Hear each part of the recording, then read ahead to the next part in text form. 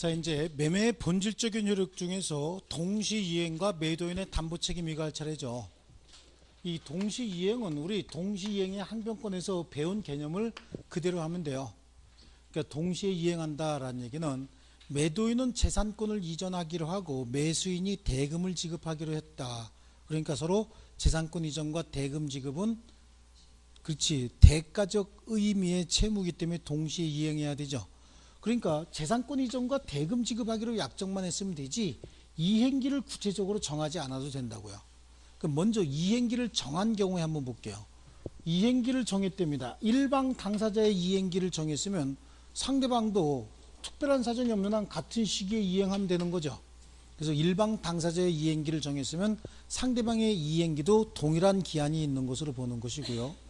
자, 이행기가 정해져 있음에도 불구하고 그럼 이쪽에도 이때 이행하면 되는데 미리 좀 이행해 줬답니다.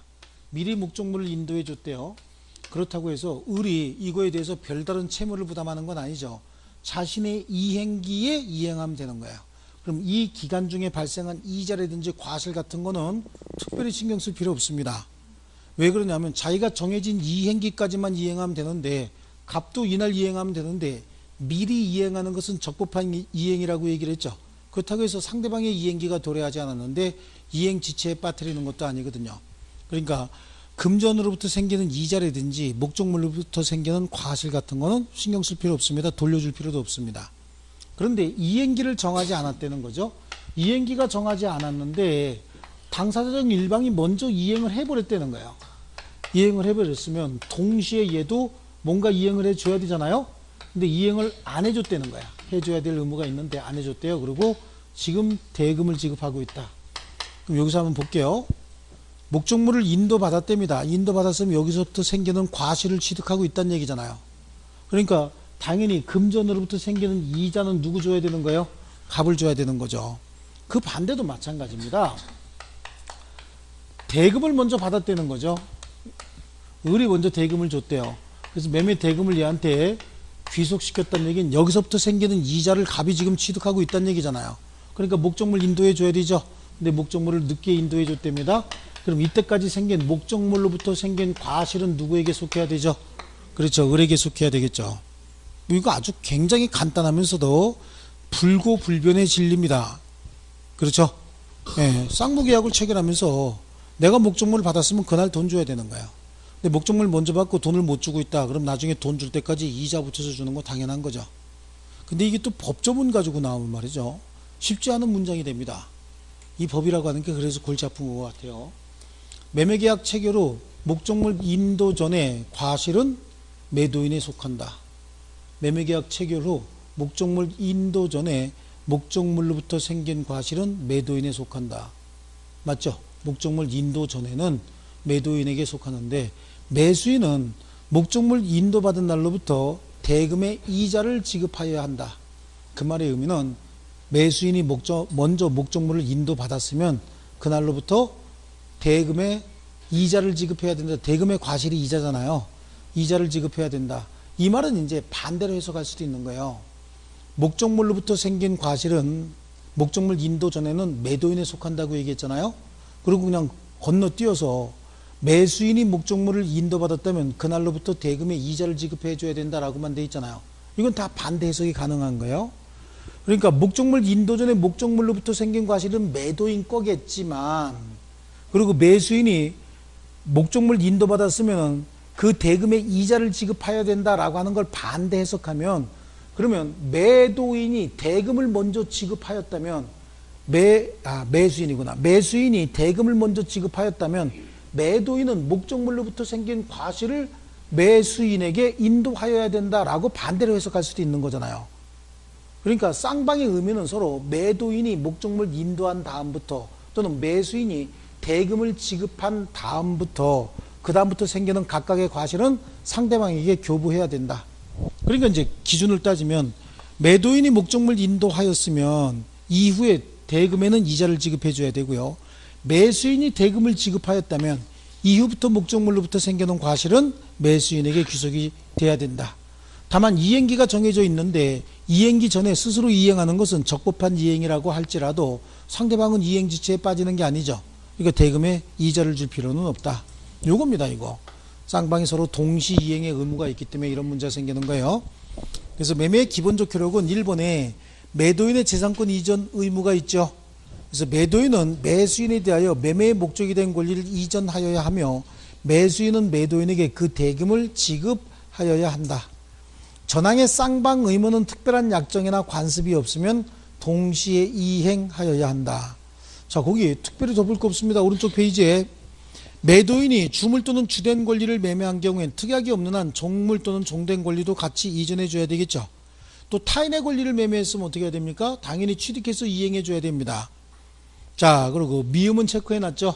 미음이 하나. 혹시 압류, 가압류, 뭐 저당권이라든지 전세권, 지상권 등이 설정되어 있으면 이것도 모두 제거해서 완전한 권리를 이전해 줘야 되는데, 이렇게 매도인의 완전한 권리 이전 의무와 매수인의 매매 대금 지급 의무는 특별한 사정이 없는 한 동시 이행 관계에 있다고 얘기를 하는 거예요.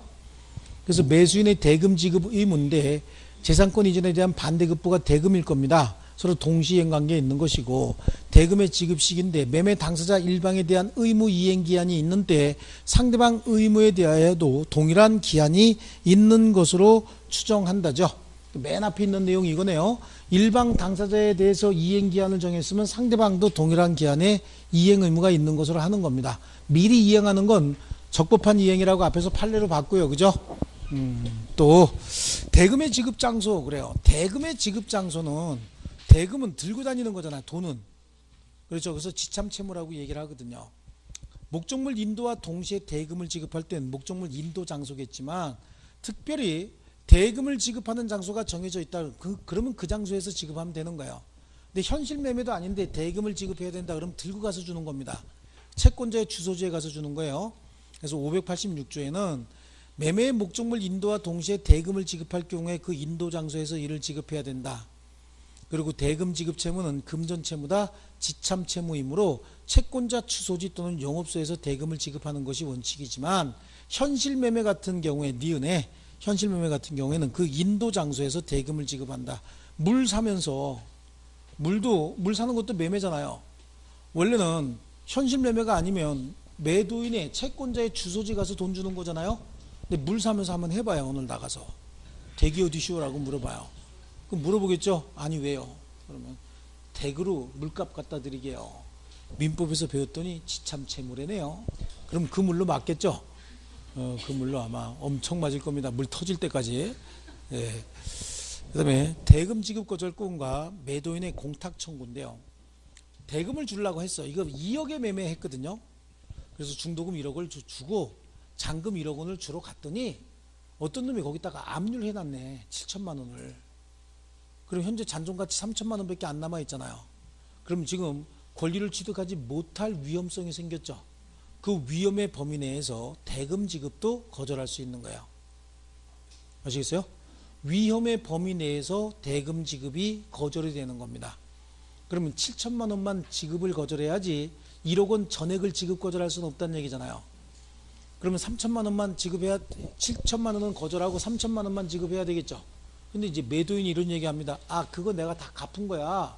매매하면서 그거 안 갚았겠어? 이거 지금 말소 등기 중이니까 걱정하지 말고 돈 달라고. 그래도 거절할 수 있어요. 언제까지요? 위험이 사라질 때까지. 그럼 이제 매도인이 화가 나죠. 야, 그러면 공탁해놔 라고 얘기하면 공탁해놔야 됩니다.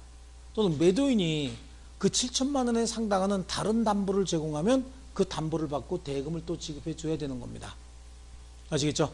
그래서 여기서 나올 수 있는 건 위험의 범위 내에서만 대금 지급 거절을 할 수 있다. 위험의 한도 내에서만 대금 지급을 거절할 수 있다. 그거예요.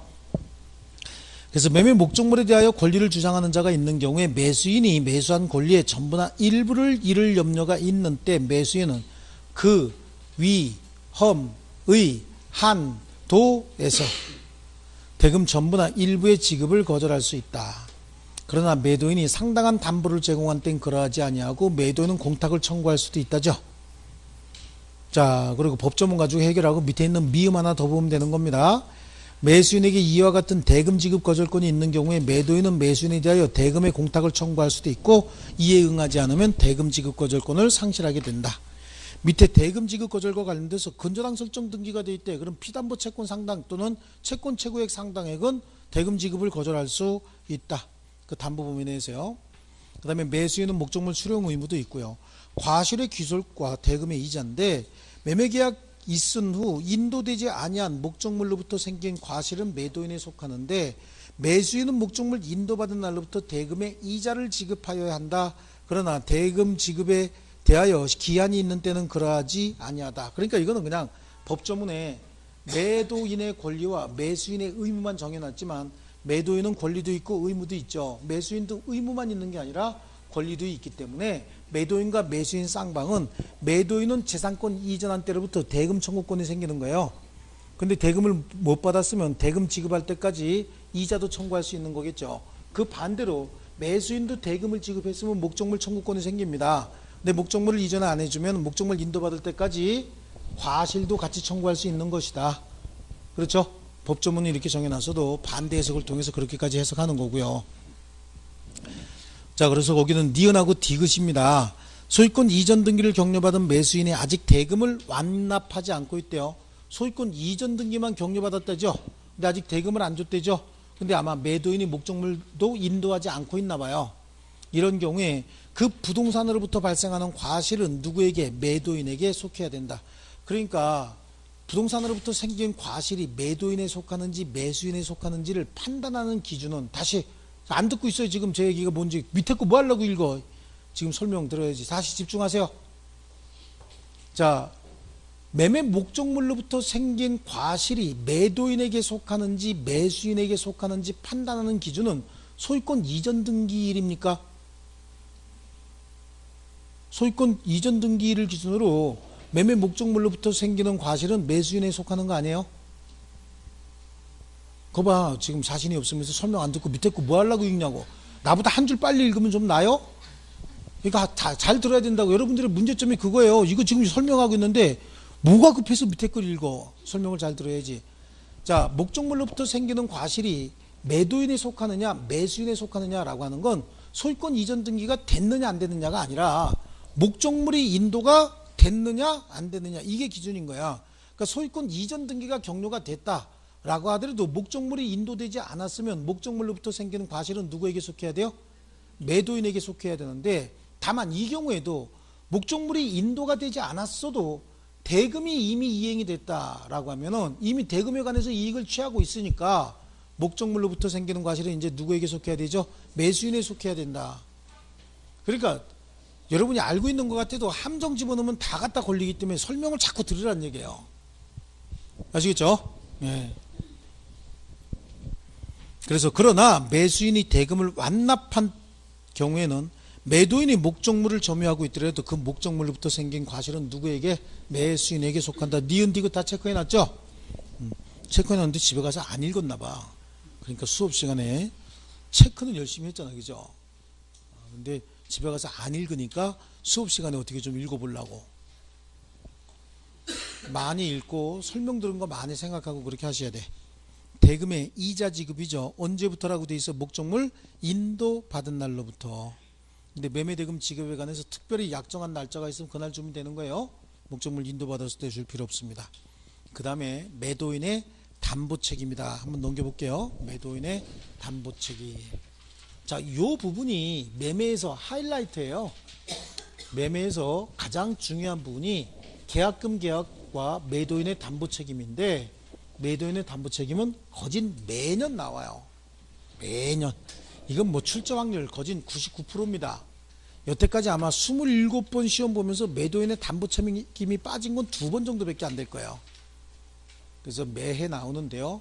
일단 매도인의 담보책임은 유상계약이기 때문에 발생하는 문제인 거예요.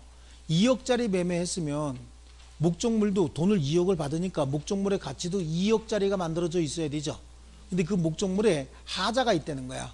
그 하자는 권리의 하자일 수도 있고 물건 자체의 하자일 수도 있는데, 매매 방식이 또 경매인 경우에도, 경매도 매매거든요.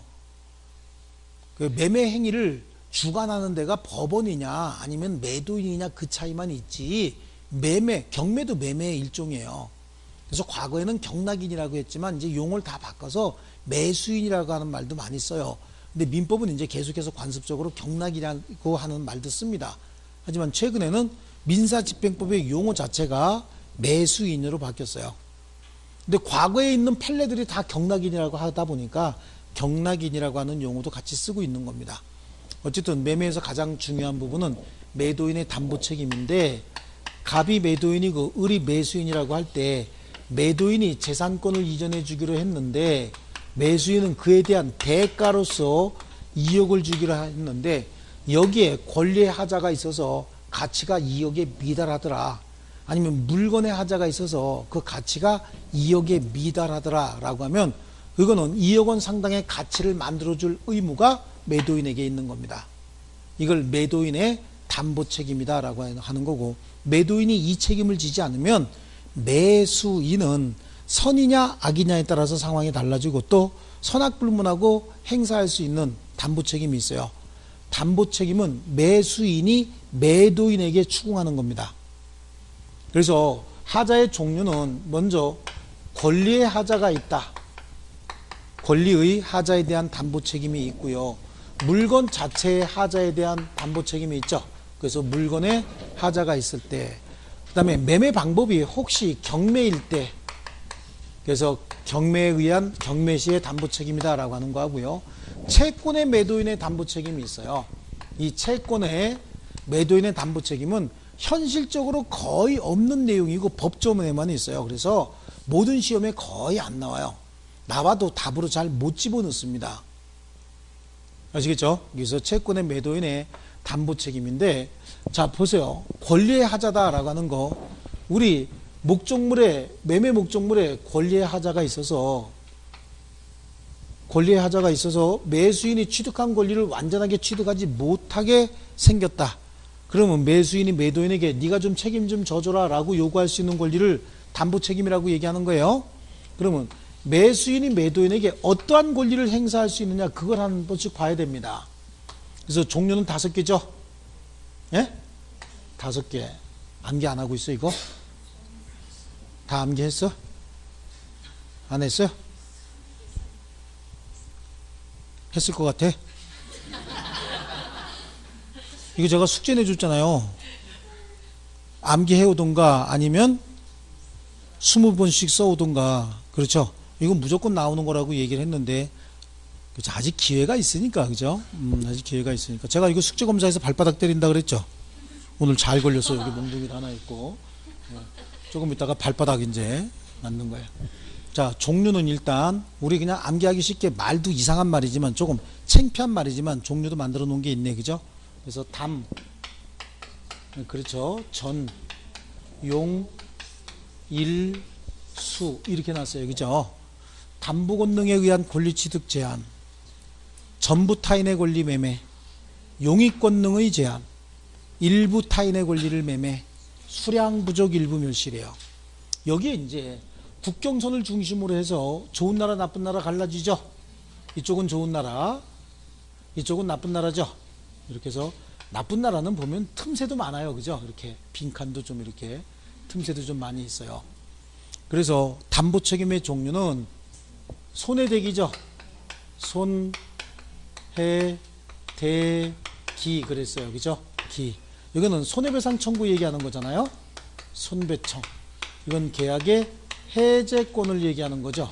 이건 대금 감액을 청구할 수 있느냐, 이거는 제척 기간이 얼마가 되느냐라고 얘기하는 거예요. 그래서 손, 해, 대, 기 그래요. 지금 암기 안 했어도 표 나눠드린 거 가지고 확인하려고 들지 마시고 여기 쳐다보세요.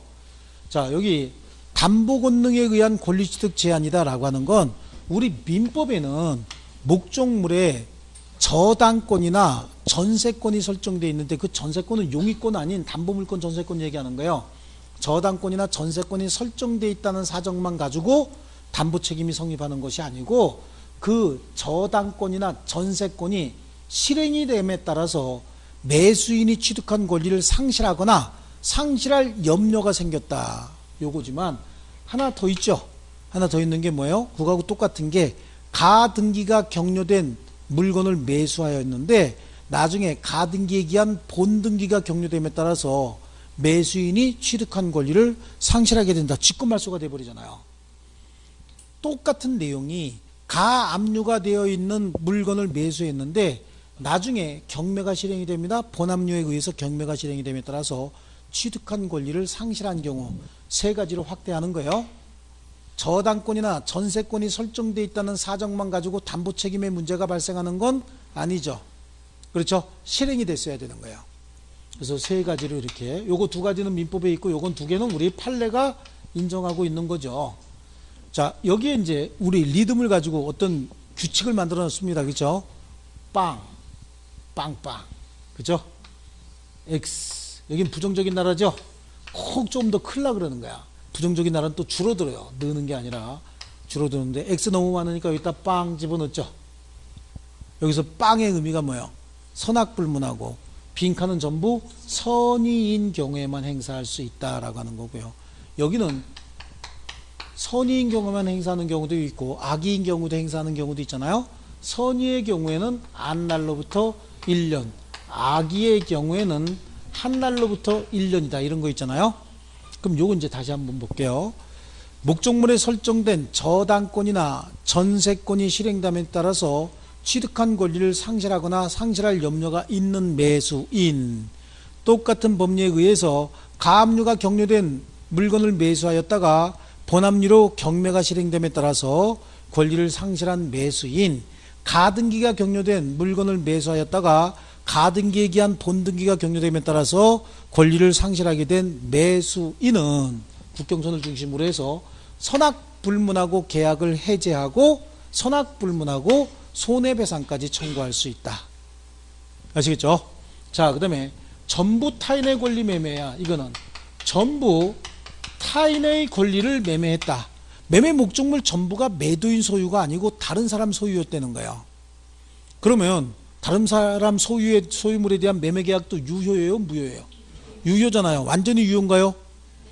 예, 완전히 유효입니다. 그러니까 담보 책임 물을 수 있는 거죠. 무효라고 한다면 담보 책임 질 것도 없죠. 아무 효과가 없는데 완전히 유효인데, 그럼 매수인이 그 권리를 취득해서 소유권 이전 등기 해줘야 되잖아요.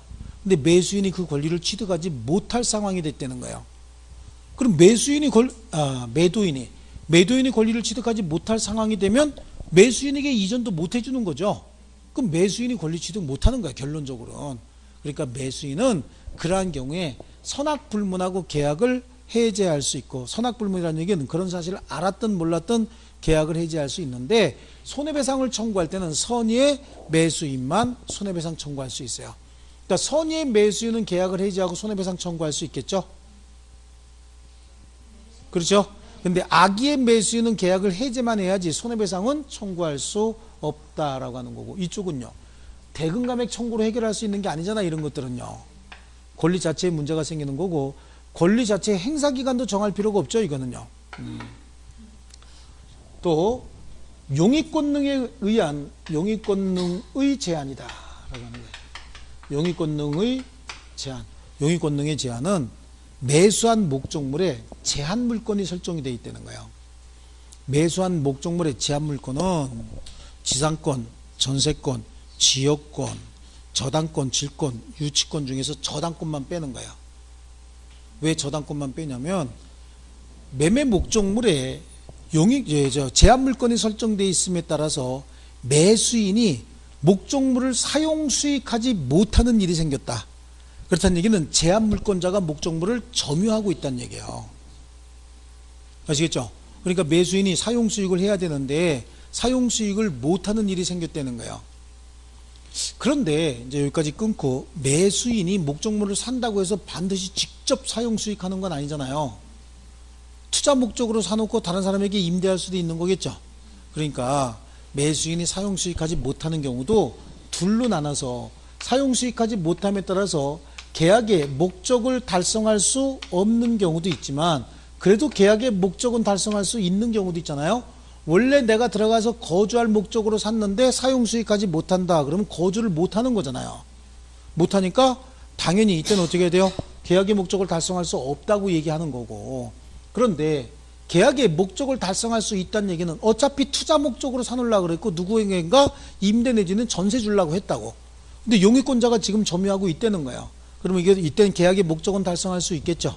예, 나눠서 계약의 목적을 달성할 수 없는 경우에 선의의 매수인은 계약을 해지할 수 있고, 계약의 목적을 달성할 수 있으면 선의의 매수인은 뭐도 할 수 있어요? 손해배상도 청구할 수 있다. 다만 이 경우에는 대금 감액으로 해결할 게 아니잖아요. 그거는요, 손해배상으로 해결해야지 대금 감액으로 해결할 것은 아니고, 선이니까 그 사실을 안 날로부터 1년 이내에 행사해야 되는 거예요. 이해하셨습니까? 이건 이해가 되는 게 아니고, 이해는 제가 8년 9년을 공부했어도 이해가 잘 안 되고 한 10년쯤 하니까 이해가 되더라고. 근데 여러분의 10개월 가르치고 11개월 가르치고 여러분한테 시험 보러 보내려고 했더니 도대체 이해를 못하는 거야. 그래서 이걸 만드는 거예요. 지금 제가 설명을 하는데 설명은 그냥 넘겨도 되지만 이건 그릴 줄 알아야 돼요. 이걸 그릴 줄 알면 무조건 맞아요. 갖다 끼워 놓으면 무조건 맞아요. 아시겠죠? 그러니까 나름대로 제가 패턴을 만드는 거예요. 이게 이렇게 패턴을 만들어 놓고 그려놓고 갖다 끼워 놓으면 무조건 맞는다. 자, 그 다음에 일부 타인의 권리 매매죠. 이거는요, 매매 목적물 전부가 매도인 소유가 아니고 매매 목적물 중에서 일부가 타인의 권리에 속해 있다는 거야. 그럼 그 일부도 매도인이 자기가 매수해서 매수인에게 인도해 주면 되는데 그걸 못하고 있다는 얘기죠. 자, 이때 나머지 부분만 가지고, 즉 일부 타인의 권리 매매, 일부 타인의 권리 부분 빼버리고 나머지 부분만 가지고도 계약의 목적을 달성할 수 있으면 그 매수인은 계약을 해지할 필요 없잖아요. 그 나머지 부분만큼 대금 감액하면 되잖아요. 그렇죠? 계약의 목적을 달성할 수 있을 때 이건 대금 감액해버리면 되는 거예요. 그런데 계약의 목적을 달성할 수 없는 경우에, 그렇다는 얘기는 잔존 부분이면 매수하지 않았을 것이라고 여겨지는 거죠. 계약의 목적을 달성할 수 없는데 뭐 하려고 매수하겠냐고. 계약의 목적을 달성할 수 없을 때, 즉 잔존 부분이면 매수하지 않았을 것이다 라고 여겨지면 그때 매수인이 선의인 경우에 계약을 해지하고 손해배상도 청구할 수 있는 거예요. 아시겠죠? 계약의 목적을 달성할 수 있으면 대금 감액 청구로 해결하면 되는 거겠죠. 이거는 수량 부족 일부 멸실이에요. 수량이 부족하다. 그럼 처음에 있던 물건의 일부가 멸실되면 그것도 수량이 줄어든 거하고 똑같죠. 수량 부족 일부 멸실인데 이거하고 똑같이 보기 때는 거예요. 다만 계약의 목적을 달성할 수 있는 경우에 수량이 부족함을 매수인이 처음부터 알았다. 그럼 대금 감액도 청구할 수 없어요. 매수인이 선의인 경우에 계약의 목적을 달성할 수 있으면 대금 감액 청구로 해결하는 것이고, 나머지 계약의 목적을 달성할 수 없다. 그럼 잔존 부분이면 매수하지 않았을 것이라 여겨지는 거잖아요. 이때 선의의 매수인은 계약을 해지하고 손해배상을 청구할 수 있는데, 왜 여기는 선의의 매수인만 대금 감액을 청구할 수 있느냐라고 하는데, 이거는 내용을 보면 갑이 매도인이고 을이 매수인인데, 매도인이 150제곱미터를 1억 5천에 팔고 있겠다는 거예요. 판다 그래요. 그래서 150제곱미터예요. 그런데 실제로 보니까 수량이 140밖에 안 되더라는 거죠. 그럼 1억 4천 해야 될 거 아니에요. 그런데 얘는 150제곱미터라고 빡빡 우기면서 이게 좀 팔고 있어요. 그럼 매수인이 보니까 140제곱미터라는 걸 알았다는 거죠. 그럼 어떡할까? 요놈 봐라.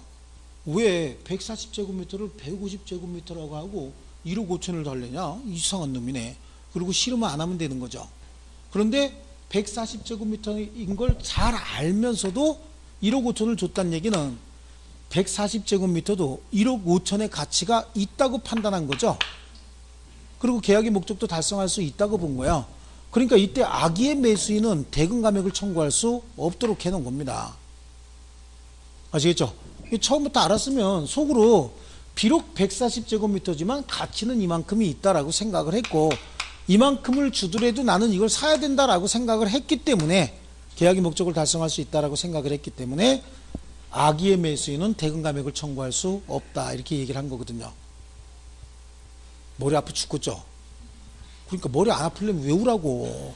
외워서 표에다가 지문 나오면 표에다 갖다 끼워 놓으면 돼요. 아, 이게 전부 타인의 권리 매매다.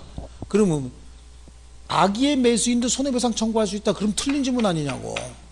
선악불문하고 계약을 해지할 수 있다. 그럼 맞는 지문이잖아요. 여기 갖다 끼워 놓으면 돼. 그렇죠. 자꾸만 하품하지 말고. 수업할 때마다 하품하면서 암기하려면 암기 안 하고. 그럼 제가 만약에 여러분이 다 암기돼 있으면 눈빛이 딱 다 암기돼 있다. 그럼 표 하나 그려놓고 끝! 그럼 나도 얼마나 편하냐고. 지금 임대차 들어간 거 아니냐고 그러면. 그렇죠. 여기에는 여기에 별표 하나가 들어가는데 별표 하나가 들어가는 이유는 전부 타인의 권리를 매도한 매도인도 계약을 해지하는 경우가 있어요. 선의의 매도인은 계약을 해지할 수 있다. 자기가 살 때도 자기가 소유권을 취득한 줄 알았는데 자기한테 판 놈이 사기를 치었다든지 기타 사유로 인해서 자기도 소유권을 취득하지 못했다는 사실을 모르고 제3자에게 팔은 거예요. 이때 선의의 매도인도 계약을 해지할 수 있는데 계약을 해지하면서 매수인이 악이라고 한다면 손해배상해 줄 필요는 없어요. 다만 매수인이 선이라고 한다면 매수인도 몰랐다 그런 얘기잖아요. 그럼 매도인이 계약 해지하면서 손해배상까지 해줘야 된다. 그래서 하나 더 갖다 붙여놓은 거고요. 자, 됐어요. 그러니까 다음번에 설명 듣기 싫으면 어떻게 해야 돼? 외워갖고 와야 된다고. 뭐 다음번에는 시간도 없어. 문제풀이 들어갈 거예요 이제. 그렇죠? 문제풀이 들어갈 거라고. 참나 시간도 없네. 자, 이번에는 물건의 하자입니다. 물건의 하자는 매매 목적물 자체에 구멍이 뚫려 있다, 뭐 여러 가지죠. 하수도가 막혀 있다, 아니면 배관이 막 물이 줄줄 샌다, 이런 것들이 물건 자체의 하자인데, 이 물건의 하자는 매수인이 선이면서 무과실일 때만 하자 담보 책임을 물을 수 있고, 이것도 안 날로부터 6개월 이내에만 담보 책임을 추궁할 수 있다라고 얘기하는데, 이 물건이 특정물인 경우도 있고 이 물건이 종료물인 경우도 있어요. 이 특정물이다 라고 하는 거는요, 딱 다른 걸로 교체급부할 수 없는 물건이 특정물이잖아요. 이 특정물에 하자가 있었는데 그래도 하자는 있지만 계약의 목적은 달성할 수 있다는 거예요. 계약의 목적을 달성할 수 있으면 계약을 해지할 필요는 없고 손해배상만 청구하면 되겠죠. 근데 그 특정물의 하자로 인해서 계약의 목적을 달성할 수 없다는 거예요. 그러면 그거 붙들고 있을 필요 없잖아요. 계약을 해지하고 손해배상도 같이 청구할 수 있다는 건데요. 종류물이래. 종류물은 똑같은 종류의 물건 세상에 많이 널려 있다 그 얘기잖아요. 종류물 자체만 가지고는 매도인의 담보책임 물을 수 없어요. 물건에 하자가 있다고 담보책임 물을 수 없는 거야. 다른 걸로 갖다 달라 그러면 되잖아. 얼마든지. 매도인도 마찬가지죠. 깨졌어? 그럼 딴 거 갖다 주면 되죠. 종류물이 특정이 됐다라고 하는 게 가장 일반적인 예가 뭐예요? 소주. 그래 봐요. 참이슬 빨간 뚜껑. 가운데 있는 거 3개. 그렇죠? 전문 용어 뭐? 씨앗이 예술. 그죠? 아, 그거 잘 기억하고 있네. 그 종류물이 뭐가 됐을 때? 특정이 됐을 때. 그러니까 종류물이 특정물로 바뀌었다. 당사자의 지정행위 또는 당사자의 의사표시에 의해서 특정물로 바뀔 수 있죠. 이게 특정물로 바뀌었다. 그때 하자가 생겼다는 거예요. 똑같아. 계약의 목적을 달성할 수 있는 경우도 있고 계약의 목적을 달성할 수 없는 경우도 있는데 계약의 목적을 달성할 수 있으면 해제는 불가능하고 손해배상만 청구해야 되지만 계약의 목적을 달성할 수 없으면 계약의 해제와 손해배상을 같이 청구할 수 있는데 똑같은 거 뭐 하려고 적어놨을까라고 하는데 이거는 본질이 특정물이지만 이거는 본질이 종류물이고 성격만 조금 죽이면 비슷한 물건들 여러 군데 있잖아요. 그 칸에는 씨앗이 예술이지만 그 밑에 칸에는 씨앗이 준예술도 있을 수 있겠죠. 예, 성질 죽이고 밑에 거라도 먹어야 되겠다 이럴 수 있잖아요. 그러니까 이때는 완전한 다른 물건에 완전물 급부를 청구할 수 있겠죠. 급부 청구도 할 수 있다. 그런데 이거는 동시에 행사하는 거야? 선택적으로만 행사하는 거야? 선택적으로만 행사할 수 있지 동시에 행사할 수는 없다라고 얘기를 하고 있고요. 자, 하나 이제 재밌는 게 어떤 물건에 그 물건이 이제 토지야 토지. 어떤 토지에 법률상 제한이 있다는 거예요. 토지에 법률상 제한이 존재하고 있대. 이 법률상 제한은 권리의 하자예요? 물건의 하자예요? 이건 물건의 하자다. 그렇죠? 안 잊어버렸다 그래도. 그래요. 조금 나아졌어. 조금이 아니라 많이 나아졌어요. 실제로 시간이 좀 흐르니까 7월 달쯤 되면 굉장히 많이 좋아질 것 같아요. 그래도 공부하네. 집에 가서 안 하는 줄 알았더니. 그렇죠? 좋아. 이번에는 경매에 있어서 담보 책임인데, 경매가 실행이 돼서 경락인이 매수인이 목적물을 받고 나니까 여기에 하자가 있더라는 거예요. 여기 하자는 권리의 하자가 있을 수도 있고 물건의 하자도 있을 수 있잖아요. 물건의 하자는 경매에 있어서 매도인이 담보 책임지지 않아요. 권리의 하자만 담보 책임을 지는데, 우리 경매를 할 때 물건 좀 싸게 사잖아요. 싸게 사는 이유가 뭐예요? 그렇지, 그 물건에 군데군데 깨졌기 때문에 그 수리 비용만큼 싸게 사는 거예요. 그러니까 아파트 같은 거 경매할 때 3억짜리 아파트 경락 받으면 얼마에 받아요? 3억 거의 다 줘. 왜 그래요? 아파트는 관리가 잘 됐기 때문에 깨진 것도 없어, 수리할 것도 특별히 없기 때문에 3억 거의 다 줍니다. 단독주택 같은 경우에 경매가 실행이 되면 수리 안 해놓거든. 그러니까 거기는 좀 많이 떨어지는 거예요. 그래서 아파트는 전문관리자가 계속해서 관리해 주잖아요. 그래서 경락대금이 그다지 낮지 않은 거야. 싸게 살 수도 없는 거예요. 그래서 권리의 하자만 해당이 되는데, 여기 이제 등장인물이 세 사람이에요. 매도인이고 채무자겠죠. 채권자.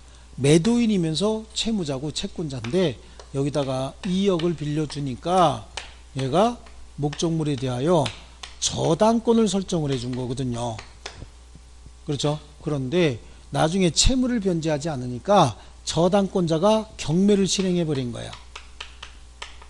경매를 실행해서 경락인 병이 경락을 받았어요. 경락을 받았는데 보니까 물건의 하자가 있더란 얘기죠. 물건의 하자는 담보 책임 물을 수 없다고 얘기했잖아요. 뭐의 하자만? 권리의 하자만. 그 물건의 하자가 있으면 그냥 그걸로 끝나야 되는 거예요. 근데 권리의 하자가 있다. 그럼 결국은 여기서도 매도인은 이 매매 행위를 주최한 곳이 법원이라는 거지, 매도인은 계속해서 누구죠?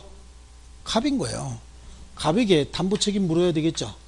담보 책임 물을 때 매매의 목적을 달성할 수 없으면 계약을 해제해야 되지 않겠어요? 근데 계약의 목적을 달성할 수 있으면 해제하지 말고 뭐 하는 거죠? 대금 감액을 해야 되겠죠. 대금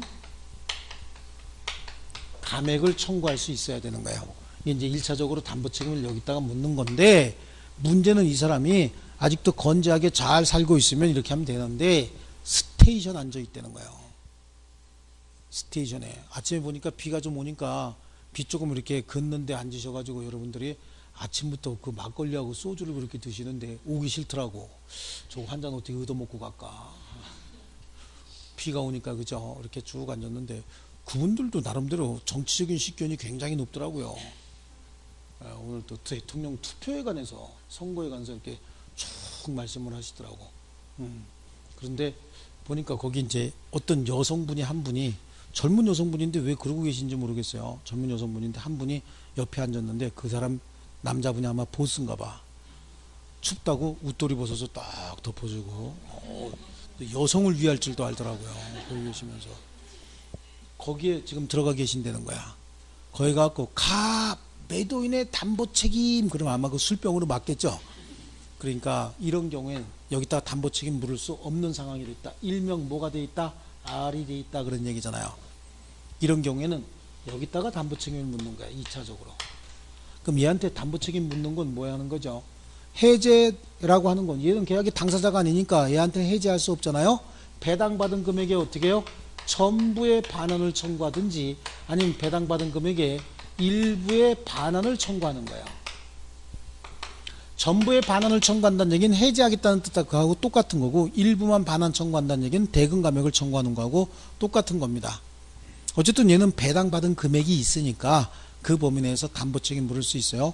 구조가 좀 특이하죠. 1차적으로 매도인에게, 채무자에게 같은 말입니다. 2차적으로 채권자에게 담보 책임을 물을 수 있다. 용어가 조금 다르네. 여기는 해제 또는 대금 감액이겠지만 여기는 직접 매매의 당사자가 아니잖아요. 그러니까 배당받은 금액의 전부 또는 일부의 반환을 청구할 수 있는데, 이거와 별개로 손해배상을 청구하는 경우가 있어요. 이거와 별개로 손해배상을 청구할 수 있는데, 손해배상 이거하고 별개로 추가적으로 손해배상 청구하는 거예요. 여기서 추가적으로 손해배상을 청구하는 경우가 있는데, 여기다가 손해배상을 청구할 때는 이 사람이 하자 있음을 알면서도 고지하지 않았다는 거야. 안 알려줬다는 거예요. 그럼 이걸 신의축 위반으로 봐서 손해배상을 청구할 수 있다고 보는 거고, 이 사람은 하자가 있음을 잘 알면서도 경매를 실행했다는 거죠. 이때는 손해배상도 추가로 청구할 수 있다. 담보책임과 함께 손해배상도 같이 청구할 수 있다. 이거고요. 채권의 매도인의 담보책임인데, 이거는 이제 신경 안 쓰시고 그냥 가볍게 보세요. 채권도 재산권이니까 양도할 수 있잖아요. 채권자고 채무자인데 채무의 변제기일이 이날이에요. 7월 1일자로 1억 원의 채무를 변제하기로 했대. 근데 변제기 도래 전에 채권자가 자신의 채권을 병에게 양도하고 싶은 거예요. 돈이 좀 급해졌나 보다, 그죠? 변제기 도래 전에 양도할 수 있어요. 양도하면서 혹시 채무자의 변제 자력을 담보한 경우야. 그러니까 채권을 양도하면서 채권의 양도인이 채무자의 변제 자력을 언제나 담보하는 건 아니에요.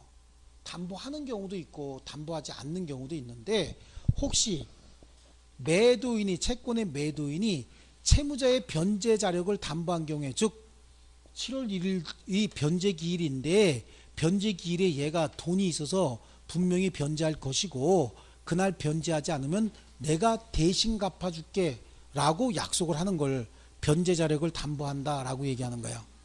근데 매매하는 날은 지금 5월 1일이에요. 그런데 5월 1일 날 채권을 매도하면서 채무자의 변제 자력을 담보하면서 며칠자로 변제 자력을 담보한다, 그런 얘기 없었대요. 그러면 며칠자의 변제기일 7월 1일자에 채무자가 변제 자력이 있을 것을 담보한 것으로 추정한다. 이건 낼 수 있는 게 추정한다를 본다로 밖에 낼 수 없어요.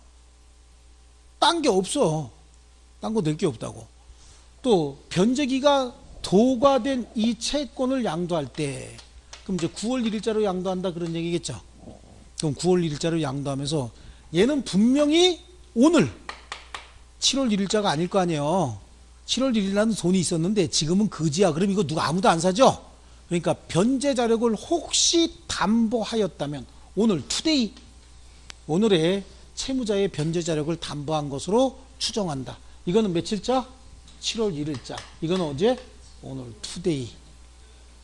근데 여러분이 채권자라고 한다면 변제기가 이미 도과한 채권을 양도하면서, 야, 오늘 네가 채권 사.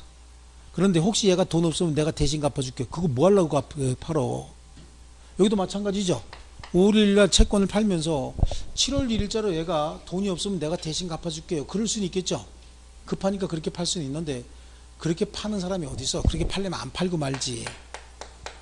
그렇죠? 그래서 이거는 이제 시험에 나오면 추정한다, 이걸 본다로 바꿔내는 것밖에 없어요. 간주한다 또는 본다, 이걸로 바꿔낼 수밖에 없어. 딱 그것만 있어요, 이거는.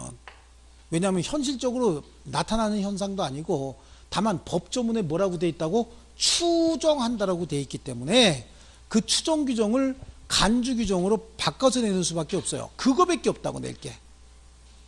그 다음에 이제 하나 더 봐야 될 건, 매도인의 담보 책임에 관한 우리 민법 규정은 강행 규정이요, 임의 규정이요? 임의 규정이죠. 임의 규정이니까 당사자 합의로 달리 정할 수 있죠. 그 이야기를 담보 책임의 면제 특약이다 또는 배제 특약이다 라고 하는 거예요. 담보 책임의 면제 특약 할 수 있어요, 없어요?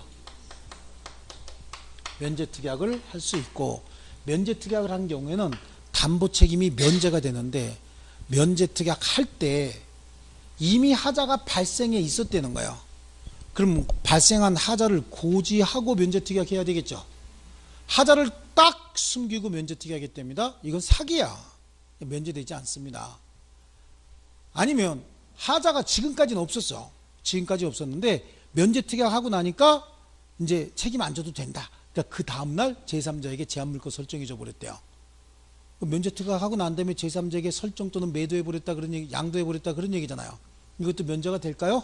안 된다는 얘기입니다. 그래서 매도인의 담보 책임 면제 특약은 할 수 있겠지만, 면제 특약하려면 상식 가지고 생각하는 거야. 상식 가지고 면제 특약을 해서 면제하려면 하자가 있음을 고지해야 되겠죠. 하자가 있음을 고지하지 않았으면 면제되지 않습니다. 또 하자가 없을 때 면제 특약하고 난 다음날 제3자에게 설정해 줬다. 그 다음에 언제일지 모르겠지만 다음에 설정해 준 것까지 면제되지는 않습니다. 아시겠죠? 예, 자, 이게 매도인의 담보 책임이고, 프린트 하나 드린 거 있죠?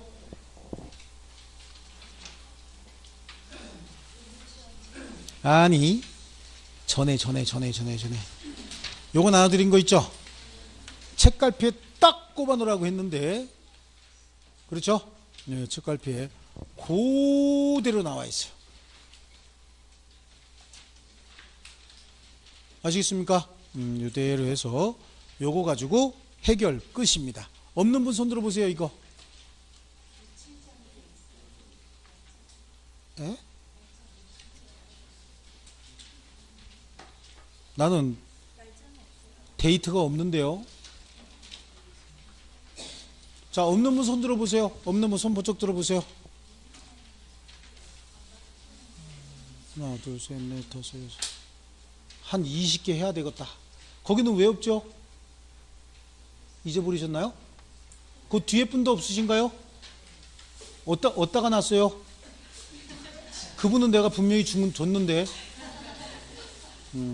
내가 얼굴 다 알아. 받은 사람, 못 받은 사람. 예. 자, 그러면 여기 이건 깨끗한데 자네 거 깨끗해? 지저분해? 그럼 이거 갖다가 부원장님한테 카피해달라고, 한 20개만 카피해달라고 하고. 자, 쉬었다 하겠습니다. 쉬었다가 임대차 할 거예요.